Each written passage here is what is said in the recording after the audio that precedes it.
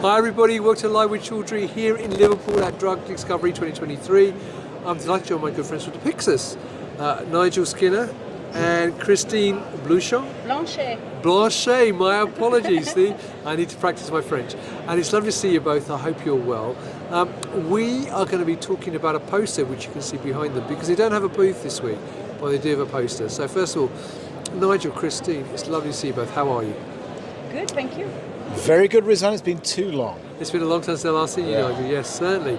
Now, before we talk about your poster, though, for people who are not familiar with Depixus, who are you and what is it that you actually do? So, Depixus is an early stage biotech company, and we're about to launch groundbreaking technology called MAGNA in 2024. In fact, we're just about to kick off our beta program with some leading life science research groups in the world. Right. So it's a really exciting moment for us, and it's great to be here at ELRIG 2023. And before I forget, we will have a booth next year on the point of booths. But what's really great, what's really interesting with MAGNA is it really represents an important advance in the space, drug discovery, because that's the meeting we're at, hit to lead optimization. We have a revolutionary technology that will bring a far higher level of precision in this area. And we have a target program, target application, small molecules targeting RNA, very hot topic, drawing huge amounts of investment at the moment and very exciting for the industry. And what I'm going to do is I'm going to hand over to Christine, who's going to walk you through that, and our poster, of course. Thank you very much, Nigel. Thank you. Hi, Christine. You've got this poster here, so tell me more about your poster. Great, thank you. Yes, I will try. So this is all about single molecule real-time analysis of dynamic nucleic acid interactions. Right. So that might be a bit complicated, just the title, but basically this new technology is actually based on an existing technology called force spectroscopy. Right. We've developed an updated version of this technology in our own labs. Yep. So the invention came from the École Normale Supérieure of Chemistry in Paris. Yep. And the founders are the inventors of the company, are founders of our company. And what we do is basically looking at this here. We are actually using nucleic acids, it could be RNA and DNA, but here is RNA on this presentation. And what we do is we tether the RNA to a glass surface at the bottom, and the other side of the RNA structure is attached to a magnetic bead. You're right. And what happens is that in that machine, we've got a big magnet at the top, and then when this magnet is lowered, like the second picture is in the middle, it does pull the RNA, which unravel and open, and we can see on the little things. And then when we take the magnet up higher, then that RNA structure is reforming. So it's not necessarily reforming the same way it started, because RNA structures are really flexible and move, but it does that. So the idea behind here is to actually see the interaction of the RNA with other molecules, which can be proteins, can be drugs, can be anything that will be interacting with this RNA. And so once that molecules interact, when it's folded, for example, then it will create a delay in the opening of the molecule. Right. And that's why we know that actually is bound to it. And it can be as well that actually that molecule will be interacting with RNA when it's actually on single-stranded, not on a folded structure. And the same, when it will fold, then we will see as well some slightly different delays into the... Right. So this allows us to actually look at different things. So actually you can look on this thing here. What I was just describing is that you can see here that the drug is interacting with the RNA structure. And we've got two types of forces that are applied to this. We can do two different types of experiments.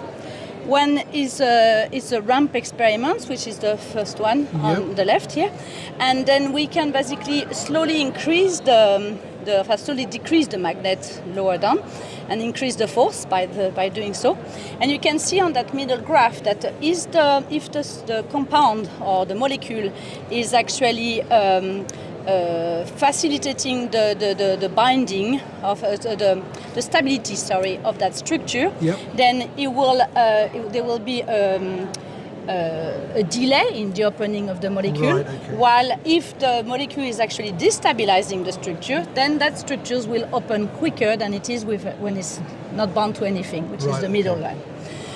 On the right side, this is where there's just a time, so it is using different concentration of one compound, and you can see that when the concentration increase, then you can increase as well the delay in the opening. Right.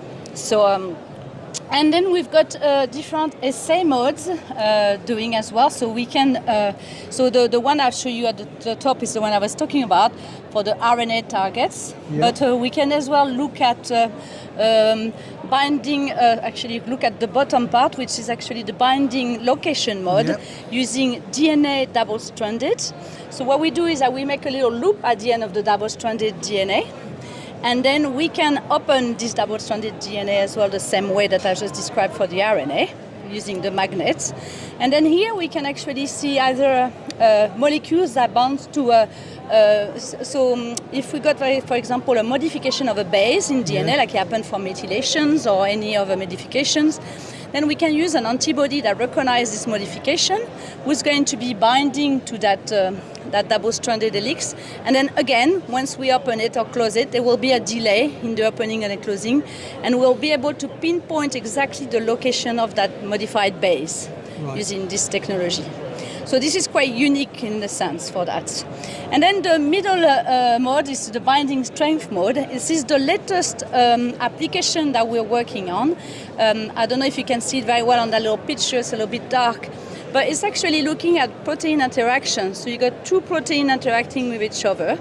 They actually have a little DNA handle that fix them to the main piece of the DNA here. So, and then there is a loop in the middle. And that again, we're allowed to actually see the binding of that proteins. And then if we throw in the mix a drug that will be throwing into that flow cell, then we can see if that drug can facilitate the binding of the two proteins, or on the contrary, if it actually inhibit the binding of those two proteins. So it can be a drug, it can be anything else as well. So this is the main things we can do, and obviously we are working on different applications, other applications that we can do with that as well. So fantastic.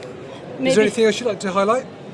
The bottom part is more like different experiments that we've done used in that as well. I mean, in this example, actually, we characterize the interaction of those RNA with small molecules. Right. So we've used different compounds. I mean, we use things that had been done on different technology, like SPR or ITC. Right. And we see that we are very comparable in the term of KD. So we can look at the dynamic of the interaction. We can calculate the K on and the K off, and then get a KD of that interaction for every molecules.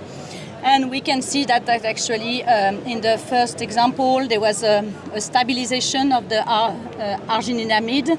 The same as well for the... I can't actually read. Sorry. But those molecules were stabilizing, while actually the other ones were either didn't have an effect or slightly destabilizing. Right, okay. So this is the main things really associated with that poster. Well, Christine, thank you for giving me such a thorough overview. Nigel, would you like to join us? So that's fantastic. Obviously, if people are here, they can come and see you at Poster 148 or connect with you on the app or through LinkedIn. One question I'm going to ask you is, I mean, obviously, Nigel, you said at the intro that this is new technology that you're doing. So what makes this, though, unique to what's already out there in the marketplace? In a nutshell, Rizwan, scalability to high throughput. Right. If we look at the other tools in the space that have the kind of resolution we're talking about, single molecule, all of them have a limitation. They're not high throughput.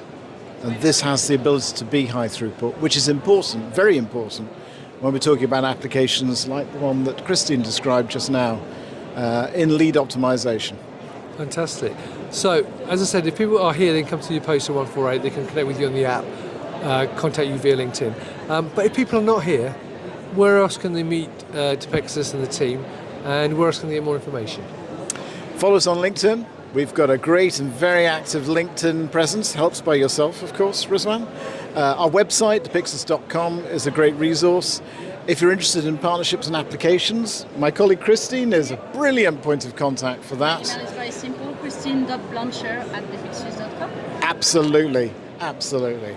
And then we're going to be at the 6th RNA-targeted Drug Discovery Summit, the Hanson Wade meeting in Boston in mid-December, and then the SLAS in Boston again, February next year, where we've just been awarded an Innovation Award. So you'll be hearing a lot more about us then. Fantastic. We'll even be taking one of our instruments with us. Well, I look forward to seeing it, hopefully in person. So, Nigel, Christine, it's lovely to see you both. Thank you for taking time to talk to me today. I hope you have a fantastic time in Liverpool this week, and also a great time at all the other events you're going to be at in the near future. So there you go, viewers. If you're here in Liverpool, come to Poster 148, talk to Nigel and Christine, connect with them on LinkedIn, connect with them via the app, email Christine directly. You've got her email address now. But if you can't do that, check out the website, meet them at the other shows. So once again, thank you both for your time. It's been lovely to see you both. Thank you very much, Sven. And thank you viewers for watching. Until next time, stay well and stay safe. Bye-bye. Thank you.